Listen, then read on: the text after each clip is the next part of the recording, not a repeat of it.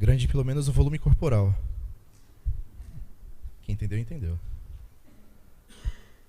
Irmãos, a palavra de Deus é central na vida cristã. E nós, como cristãos, afirmamos isso.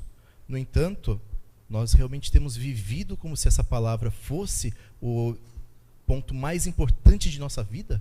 Nós temos realmente colocado a palavra de Deus como o centro, como o núcleo de nossa vida e vivido de acordo com essa palavra?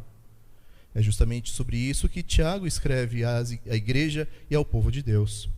Nós não sabemos ao certo quem é esse Tiago, mas provavelmente ele é o meio-irmão de nosso Senhor Jesus Cristo e que se tornou o líder da igreja em Jerusalém, inclusive mencionado por Lucas em Atos, no grande concílio de Jerusalém, e pelo próprio Paulo, como tendo sido um aos quais o Senhor Jesus apareceu antes de aparecer aos 500 na sua ressurreição. Então, provavelmente, Tiago, como líder da igreja, só veio a crer no Senhor Jesus Cristo, seu meio-irmão, após a ressurreição, após ver que tudo aquilo que ele havia pregado, ele estava cumprindo. E Tiago escreve aos irmãos que estavam na dispersão, então cristãos de origem judia, para que eles fossem encorajados a viver de acordo com a palavra de Cristo, mesmo que estivessem longe da sua terra, longe de Jerusalém.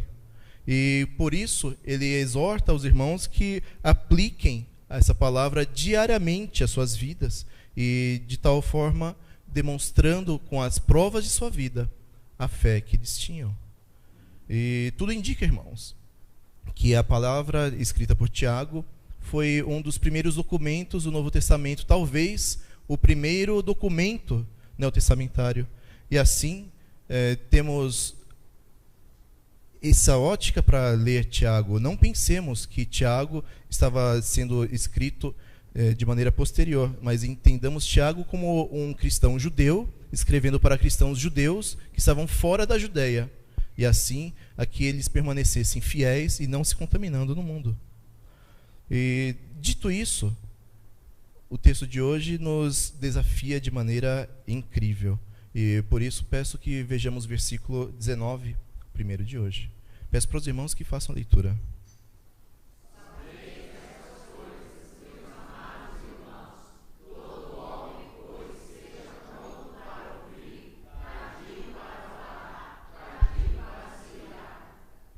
Então, Tiago nos lembra que nós temos uma grande responsabilidade para com Deus, irmãos, porque nós somos olhados, somos medidos pela sociedade ao nosso redor. Eles veem quem são esses cristãos, quem é esse povo que ousa ser diferente de nós. E no contexto de Tiago era ainda pior. Hoje nós temos uma sociedade razoavelmente aberta aqui no Brasil. Podemos vir na igreja de maneira livre.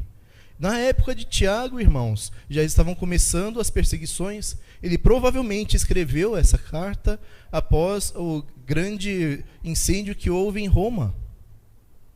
Ainda pior, ele mesmo testemunhou com sua vida a palavra que ele pregava.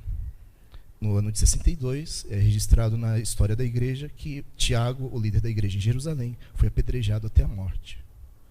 Então, irmãos, Tiago escreve para um povo que estava disperso, para que permanecessem fiéis a uma palavra a qual ele mesmo estava disposto a entregar a sua própria vida. Estamos prontos para esse desafio, irmãos? E nosso primeiro ponto é: acolhei a palavra que salva a alma. Então, como nós devemos acolher essa palavra? Qual a disposição correta do coração para que ela se enraize em nossa vida e assim frutifique? Sejamos primeiramente prontos para ouvir. E quando falamos prontos para ouvir, temos dois significados, irmãos. Estamos prontos para ouvir a palavra de Deus, afinal de contas, essa palavra da verdade é a qual nos dá a salvação. Em segundo lugar, estamos prontos para ouvir aos homens. Irmãos, nós fomos chamados para testemunharmos de Jesus. Então, temos que estar prontos para ouvir aqueles que têm sede, que têm curiosidade pelo menos, e nos perguntam: qual que é a esperança da tua salvação? Qual que é a razão de sua esperança? Por que você vive assim? Assim, irmãos, estejamos prontos para ouvir aqueles que têm interesse na nossa fé. Por outro lado, Tiago nos fala que sejamos tardios para falar, mas aqui ele não defende que nós sejamos silenciosos, quietos, ou que façamos um voto de silêncio. Não é isso, irmãos. O que ele está propondo é que sejamos sábios em nosso falar. Na Bíblia não consta o ditado falar é prata, calar é ouro. Não existe isso. No entanto, a palavra de Deus é bem profícua em exemplos, chamando ao povo de Deus para que seja sábio no falar, para que realmente esteja focado na vontade santa do Senhor. Então eu peço para os irmãos fazerem a leitura do Provérbio 21, versículo 23, que é apenas um dentre tantos exemplos da palavra de Deus.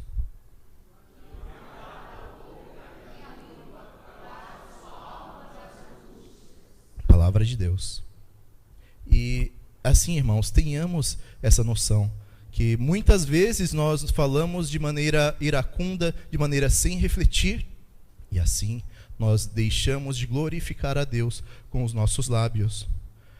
E notem, irmãos, que logo na sequência, cuidado com o falar, tardio com o falar, ele fala tardio para irar-se. Porque muitas vezes nós não cuidamos das nossas palavras quando nós estamos irados, quando estamos nervosos, raivosos. Falamos sem pensar. Quantas vezes nós nos lamentamos, irmãos, por termos falado uma coisa sem pensar? Quantas vezes não soltamos uma palavra que acabou magoando, machucando, até afastando pessoas da igreja? Porque nós não guardamos o nosso falar. Mas notem, irmãos, a Bíblia deixa claro que existe um lugar para a ira. E assim, em Salmo temos irai-vos e não pequeis. No entanto, existem múltiplas passagens da Bíblia em que é pedido para o povo de Deus controle no falar. E lógico, nós temos muitas desculpas para a ira. Nós falamos, eu estou muito ocupado, eu estou sob muita pressão. Minha família tem sangue quente. Você não sabe o que está falando, ou então, eu não consigo me controlar. Irmãos, Tiago fala contra essas possibilidades. Diz que tudo isso é desculpa, quando ele nos coloca, seja tardio para se irar. Isso significa, irmãos, que nós devemos ser capazes de prestar contas de cada palavra que nós falamos. Afinal de contas, quem não está focado na vontade de Deus acaba decaindo para outra coisa. O de ânimo precipitado exalta a loucura, um outro texto da palavra diz. E assim, o homem irado não ouve a voz de Deus, mas sim do maligno. Por isso, irmãos, Tiago nos fala, no versículo seguinte, 20, que a ira do homem não produz a justiça de Deus. E ele é direto aqui, irmãos. A ira do homem não produz a justiça de Deus. Já falamos um pouco sobre a ira justa, a ira santa. E, de fato, se existe uma situação que é injusta e nós nos indignamos com isso, não é certo nós ficarmos assim irados, indignados? No entanto, Tiago nos falou que nós devemos ser tardios, vagarosos com o irar-se. Afinal de contas, quando nós damos vazão à ira, não testemunhamos que somos filhos de Deus. Ou pelo menos muito difícil, irmãos, quando estamos num estado raivoso, podermos glorificar a Deus e abençoar aqueles que estão ao nosso redor. Muitas vezes o que acontece é o contrário. E lembremos, irmãos, do exemplo de Moisés, que mesmo liderando o povo de Deus por 40 anos no deserto, mesmo ouvindo Deus face a face, se irou com o povo, com a dureza de coração deles, com a insistência deles, temos sede. Não obedeceu à palavra de Deus, lhe golpeou a pedra, e assim ele desobedeceu a Deus. E por causa dessa desobediência, ele, que foi o líder que Deus levantou para libertar o seu povo, não pôde entrar na terra prometida. A ira nos faz afastar da palavra de Deus, irmãos. Então, tomemos cuidado. Tomemos muita cautela com nossos lábios, irmãos. Sejamos sábios. Afinal de contas, Tiago continua no versículo seguinte, nos ensinando que devemos nos despojar de toda impureza e acúmulo de maldade, para assim podermos acolher a palavra de Deus que salva o ser humano. E sabemos bem que a língua descontrolada e irada podem levar o ser humano às profundezas do pecado. Por isso que ele nos conclama a sermos limpos, a sermos purificados, para que a palavra de Deus seja efetiva em nossas vidas. E assim temos a expressão toda a imundícia, que pode se referir tanto a uma veste suja, como que a de um mendigo, que a gente nem consegue chegar perto por causa do cheiro, ou a um termo médico, que designa a cera do ouvido, que precisa ser lavada para que possamos ouvir melhor. Então vejam, irmãos, como muitas vezes nossa própria impureza, nossa própria malignidade nos tapa o ouvido para que a palavra de Deus não seja ouvida em nossas vidas. Claro, quando falamos de abundância de maldade, de malignidade, lembramos o nosso estado pecaminoso. Lembramos que somos seres renovados, mas que carregam ainda o velho ser do pecado, o hábito de pecar, o ídolo do coração, aquilo que nos afasta de Deus. E por isso Tiago lembra aos irmãos que tirem essas coisas. E aqui muito curioso, irmãos, Paulo fala a mesma coisa. Ele diz: dispamos de todas as coisas do velho ser e nos revestamos do novo ser. Ou como em Colossenses 3:8, peço para os irmãos lerem.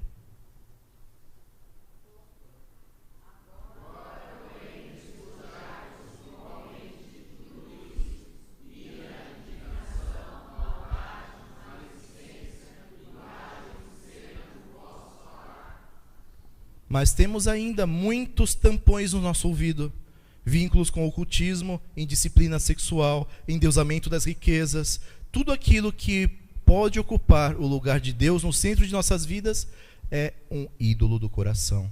E a isso, Tiago nos fala: deixa isso já, abandona isso, para que com mansidão possamos fruir da palavra. Então precisamos ter a disposição adequada do coração para que a palavra de Deus frutifique em nossas vidas, irmãos. E a expressão que Tiago utiliza é bem interessante. Ele utiliza para com mansidão acolhermos a palavra em nós implantada, que salva a alma. Então, ele nos explica que essa palavra é posta em nós, que essa palavra precisa ser enraizada em nós, que a palavra de Deus precisa tocar todas as esferas de nossa vida, de tal maneira que onde quer que nós estejamos, o que quer que estejamos fazendo, nós glorifiquemos a Deus como nosso único e suficiente Salvador. Irmãos, tenhamos essa consciência. A palavra de Deus tem que ser a regra de nossa vida. Não podemos ser cristãos de domingo e o que quer que seja que eventualmente alguém seja durante a semana. Não podemos viver como um baile de máscaras.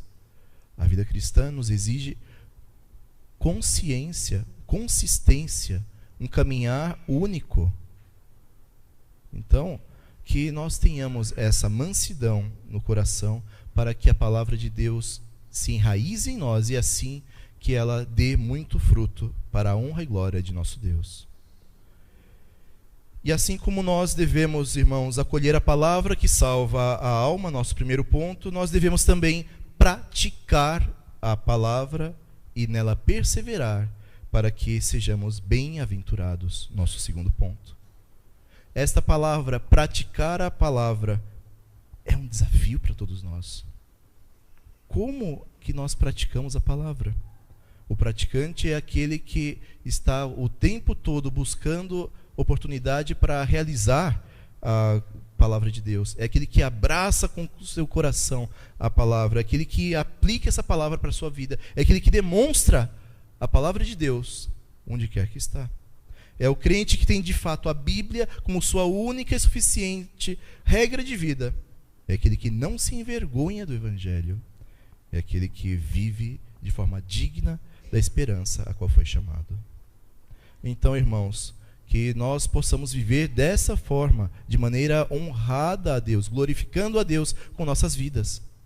No entanto, sabemos muito bem que existem pessoas que vêm na igreja, ouvem a palavra e não a praticam. Essa expressão, praticai a palavra, quando olhamos no original, ela é muito semelhante a uma expressão hebraica, que é fazer a lei, praticar a lei. E Tiago, sem dúvida, tinha essa ideia quando escreveu isso, para que os irmãos estivessem realmente buscando a presença da palavra de Deus em suas vidas, dia após dia, para que os irmãos estivessem com a palavra de Deus, como é dito em Deuteronômio, escrita na sua testa, nas suas roupas, na borda de suas portas, lembrando dessa palavra o tempo todo, ensinando para os seus filhos, sentado no caminho, onde quer que estivessem. Irmãos, e é isso que muitas vezes nós não vemos nas igrejas.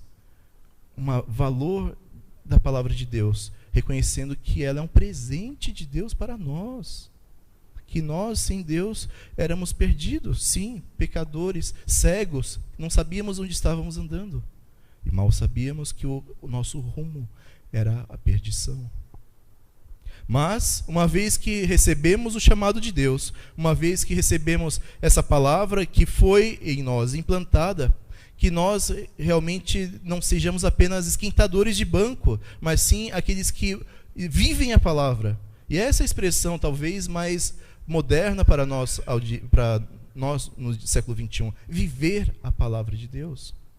E viver a palavra não é simplesmente falar amém, amém. É sim colocá-la em prática todos os dias. É claro que muitas vezes a gente ouve a palavra, medita a palavra e acaba esquecendo dela. Eu lembro, compartilhei no culto coreano, que quando eu estava preparando essa pregação, eu me irei com meu próprio filho.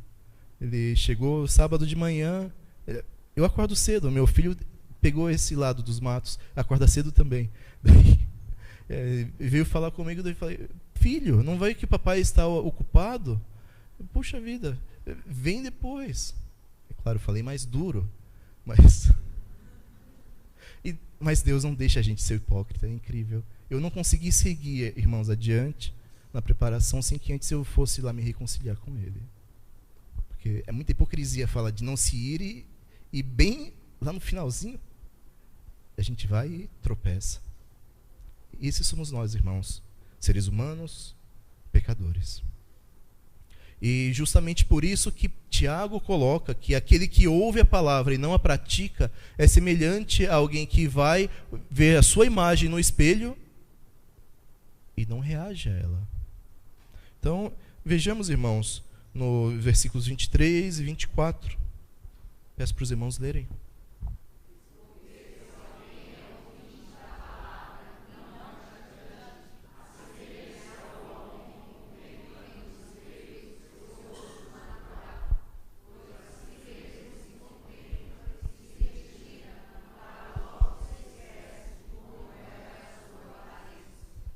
Mas saibamos também que os espelhos, na época em que Tiago escreveu sua carta, não eram iguais aos de hoje. Onde temos a lâmina de vidro, o sal de prata atrás, que reflete tão bem nossa imagem. É até engraçado, eu sempre que pego o elevador para ir para o trabalho, vejo as pessoas chegando no espelho do elevador e se arrumando.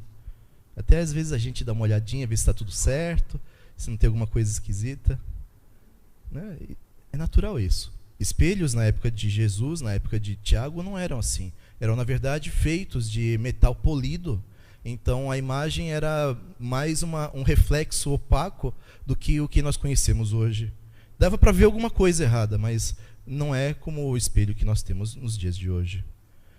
Agora, irmãos, aquele que ouve a palavra e não a pratica, é como uma pessoa que vai, se olha no espelho, esse sou eu, né? E sai. O natural para a gente é procurar alguma coisa errada e corrigir. Quando somos apresentados à palavra de Deus, ela é espelho para a nossa alma, irmãos. Através da palavra de Deus nós sabemos quem nós somos.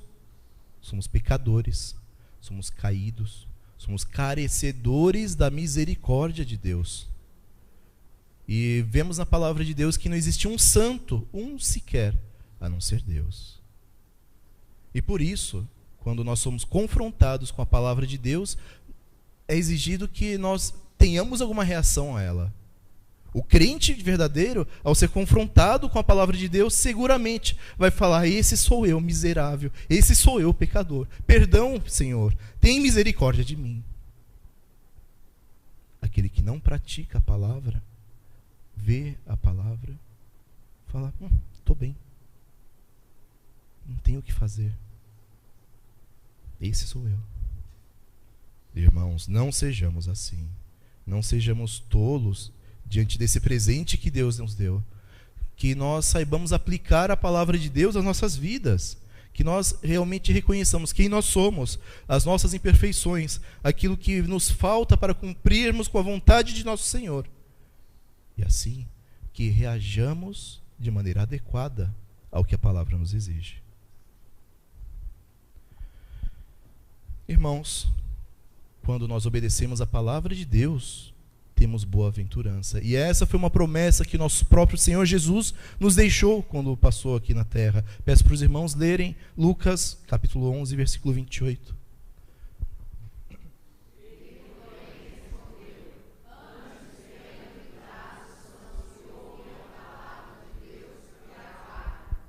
Então nós temos que o praticante é aquele que de coração abraça a palavra de Deus e com sua vida testemunha dessa palavra.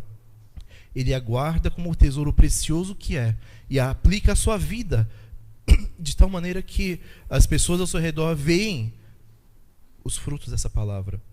As pessoas ao seu redor veem que a pessoa está diferente, ou buscando ser diferente, ainda que lutando, como Paulo bem coloca em Romanos 7, lutando contra o seu próprio ser, lutando contra a sua própria natureza pecaminosa, lutando para realizar a vontade do Deus que nos salvou. E de fato, irmãos, devemos preparar nosso coração para que a palavra de Deus se enraize em nós e assim dê fruto para nossas vidas. Assim, quem guarda a palavra de Deus e pratica ela é bem-aventurado, não apenas na eternidade, mas também nos dias de hoje, porque viver em comunhão com Deus, sabendo que o Senhor está por nós, que o Senhor nos guarda, que o Senhor sabe das nossas dificuldades, é grande bênção, irmãos. Isso constitui uma felicidade inenarrável, uma vida plena de sentido. Acreditem, irmãos, nós temos uma bênção gigantesca e mal sabemos o valor dela. Perguntem para as pessoas que se encontram desesperadas, para as pessoas que não veem razão na sua vida, para as pessoas que estão a ponto de abandonarem tudo o que têm. Nós temos propósito, nós temos um chamado, e esse chamado é precioso, irmãos. Esse chamado é valiosíssimo. Chamado a viver de acordo com a palavra de Deus, a testemunhar dessa palavra, a levar a palavra de salvação àqueles que dela carecem, a testemunhando da palavra, fazer discípulos, evangelizar, onde quer que estejamos. E assim, Tiago nos lembra que quando nós vivemos diante de Deus, não basta nós ouvirmos e falarmos, nós temos que ouvir e fazer a palavra de Deus. Primeiramente, ele nos lembra no seu versículo 26, se alguém supõe ser religioso, deixando de refrear a língua, antes enganando o próprio coração, a sua religião é vã. Irmãos, falamos já bastante sobre controlar a língua, mas Tiago coloca um outro ponto. Ele lembra que aquele que vai na igreja, aquele que faz suas práticas religiosas e não controla a sua língua, não está vivendo a religião, não está vivendo a fé que Jesus veio pregar. Então, que nós saibamos o valor de controlar nosso falar. Que não caiamos nesse erro, que não tenhamos uma religião superficial. E, acreditem, irmãos, Nossa boca revela aquilo que se passa em nosso coração. Se nós estamos vivendo uma vida superficial, nossa boca revela aquilo que se passa dentro de nós. Nossa boca nos denuncia. Nossa boca é espelho para aquilo que se passa dentro de nós. Por isso, irmãos, não sejamos apenas ouvintes da palavra, sejamos praticantes dela. Vivamos por essa palavra viva que o Senhor Jesus veio nos trazer. Vivamos por essa palavra viva de renovação, de reconciliação com Deus. E demonstremos essa alegria àqueles ao nosso redor. Alegria que é necessária, inclusive, para com aqueles que passam por a tribulação. E no versículo 27 nós temos, peço para os irmãos lerem.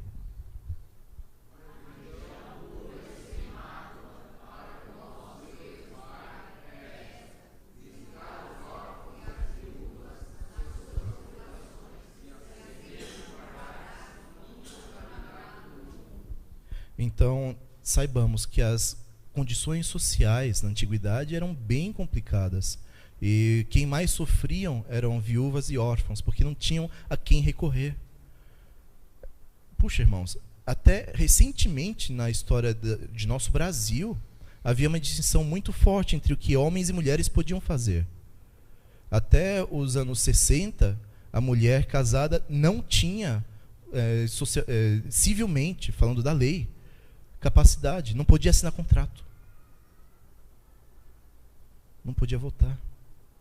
Então, imaginemos, irmãos, no tempo de nossos pais, de nossos avós, se passou essa situação. Como que deveria ser na época de Jesus?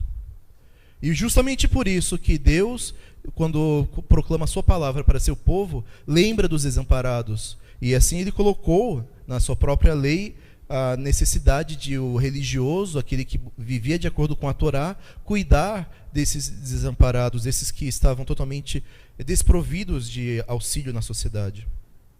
Ele exortava os israelitas a serem protetores e provedores para órfãos e viúvas, desculpa. Assim, aquele que vivia a verdadeira religião cuidava dos desamparados na sua aflição. Se dispunha a ser guarda e protetor, indo ao encontro das necessidades dessas pessoas. Deus sabe as dificuldades que nós passamos. Deus conhece a realidade de nossas vidas. E Ele mesmo declara em sua palavra, conforme Isaías 57, versículo 15. Peço para os irmãos lerem. Agora.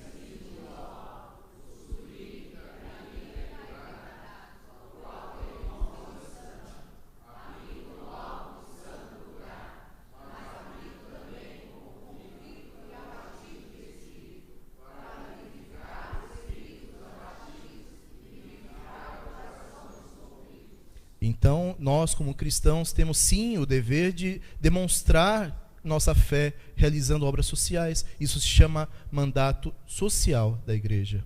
Mas, irmãos, não apenas isso. Ao nós cuidarmos daqueles que passam por privações, temos também o dever de observar aqueles que passam por aflições espirituais, aqueles que carecem da palavra de Deus, de maneira que possamos testemunhar com nossa vida primeiro e depois com nossas palavras quem é a razão de nossa esperança, nosso Senhor Jesus.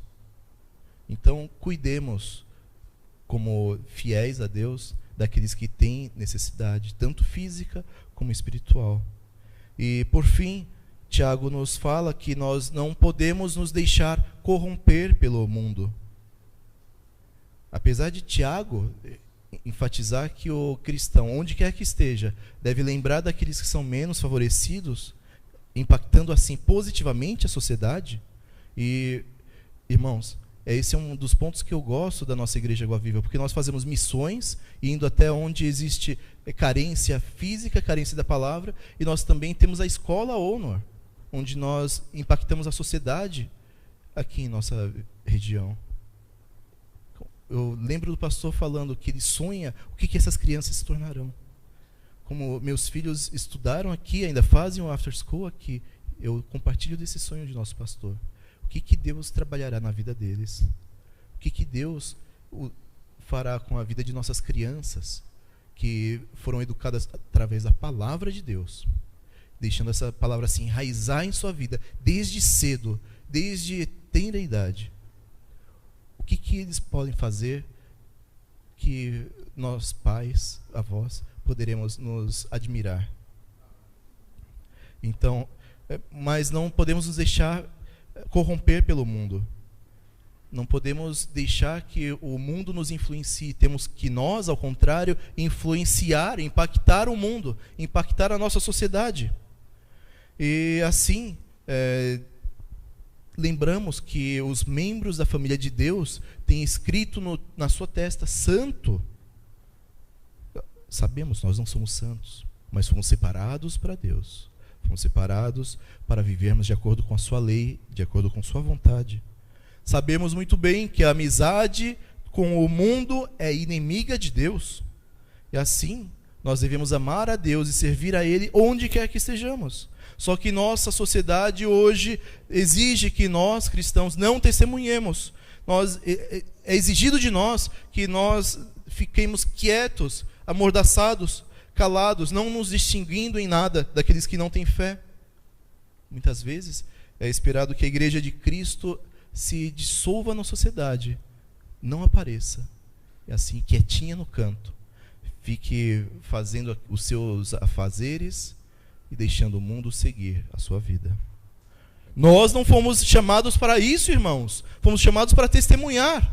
Mas para testemunharmos, precisamos nós mesmos, primeiramente, estarmos retos diante de Deus. Precisamos primeiramente ter essa intimidade com Deus, viver de acordo com a vontade dEle, praticando essa palavra dia após dia, aplicando ela primeiramente em nossas vidas, e então demonstrando ela onde nós estamos. Por isso que eu creio, irmãos, o cristão verdadeiro, ele pode passar dificuldade, mas Deus levanta a sua vida, porque é impossível alguém que vive de maneira honesta, alguém que vive de maneira honrada, mesmo que leve tropeços, não conseguir se reerguer. Por isso, irmãos, se a sua vida está nessa dificuldade, não tema. Nosso Senhor é fiel, e aquele que é fiel a Ele seguramente gozará de sua bem-aventurança, dessa grande felicidade em sua vida. Concluindo a palavra de Deus, irmãos. Em geral, bastam poucas palavras para nos afastar da palavra de Deus, mesmo em pleno domingo. Tem pessoas que, vendo um tempo bonito como o de hoje, falariam: está muito bonito para passar algumas horas na igreja. Tem gente que, vendo chover, fala: eu não quero me molhar, não vale a pena ir na igreja nesse tempo. Tem gente que fala: está muito frio, está muito quente. Tudo é motivo para reclamar, tudo é motivo para se afastar. Mas pensemos, irmãos, durante a semana, no nosso trabalho, nós usaríamos esse tipo de argumento para falar aos nossos chefes: eu não vou trabalhar porque hoje está um dia muito bonito, eu prefiro passear no parque? Isso é justa causa, irmãos. Ou falar: está muito frio, eu prefiro ficar aqui debaixo da minha coberta. Para os afortunados que podem fazer trabalho a partir da sua casa, trabalho remoto, não seria uma desculpa. Poderia ficar debaixo da cama e debaixo da coberta e ainda trabalhando. Mas não é a realidade da grande maioria de nós. Por isso, irmãos, que nós pensemos qual o papel da palavra de Deus em nossas vidas. Ela é centro de nossas vidas junto com o nosso Senhor? Ela está em algum local lá perto do centro, mas não é exatamente no centro? Ela está no cantinho de nossa vida? Que nós saibamos, irmãos, Deus nos chama para que nós tenhamos a fé que pratica a sua palavra. Temos que ter fome da palavra, sede da palavra, buscando essa presença de Deus continuamente em nossas vidas. Não vivendo como um agente secreto de Deus, que ninguém saiba que eu sou cristão.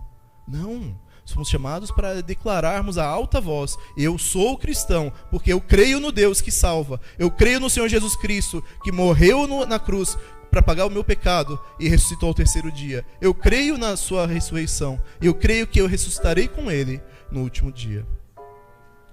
Que essa nossa profissão de fé, irmãos, seja a nossa declaração, seja a nossa respiração. E assim que possamos demonstrar, onde quer que estejamos, o valor que Deus e que Sua palavra tem em nossas vidas. Que possamos demonstrar esse melhoramento em nossas vidas, como o apóstolo Paulo escreveu em Gálatas 5, 22 e 23. Agora?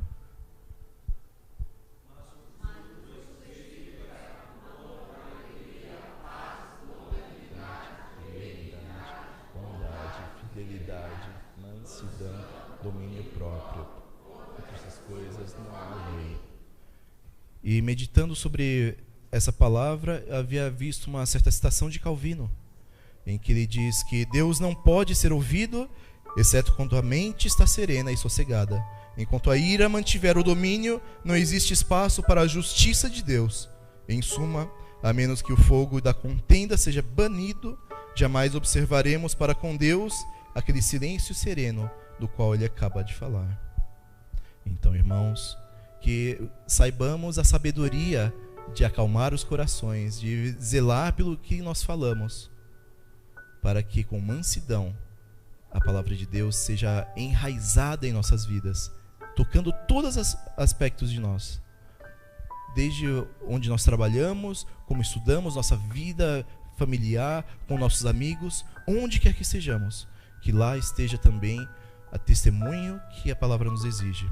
E assim, cuidando com o nosso falar, cuidando daqueles que carecem de tantas coisas, tanto fisicamente como espiritualmente, cuidando da nossa própria vida, para não nos contaminarmos, que sejamos fiéis testemunhas do nosso Senhor. Oremos.